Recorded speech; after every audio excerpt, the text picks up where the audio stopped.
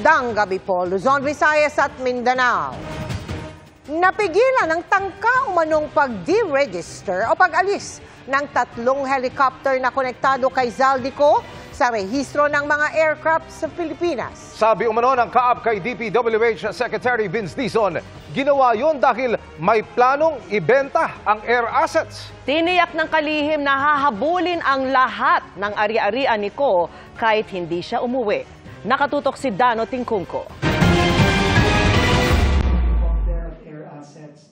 4 sa 11 air assets na nakarehistro sa 3 kumpanya may kaugnayan kay Congressman Zaldico ang minsan nang isinapubliko ng DPWH.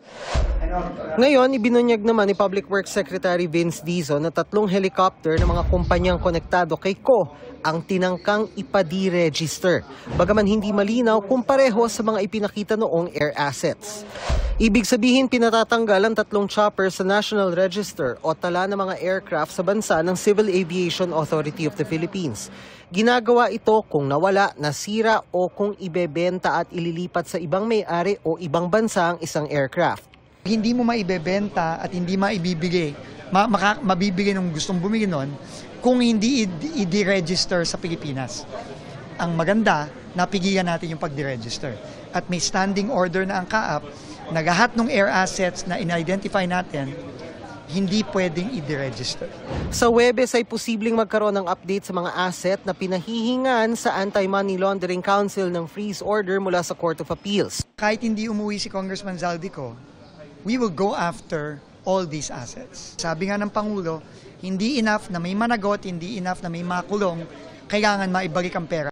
Bukod sa real estate, bank account, kotse at iba pang assets, sinisilip din ni Dizon ang insurance policies na nakapangalan sa mga tinukoy na nilang personalidad.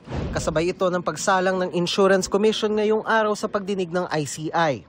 These are financial assets, itong mga insurance policies na ito. At yun, kailangan yan habulin. Kasi kailangan maibalik yung pera ng mga kababayan. 5 bagong DPWH Undersecretary naman ang nanumpa ngayong araw kasunod ng pagkakatalaga kay Dizon sa DPWH. Kilala ko sila, kailangan syempre trusted. May experience both sa gobyerno at sa private sector. At kailangan din natin ng mga abogado, kamukha ni Undersecretary Bernabe at ni Undersecretary Torgano. Kailangan din natin nung sanay sa pag-iimbestiga tulad ni Undersecretary Bisnar. Na by the way, kaibigan ding matalik ni Mayor Benji at ni General Asurid. Para sa GMA Integrated News, Dano Tingkungko, nakatutok 24 oras.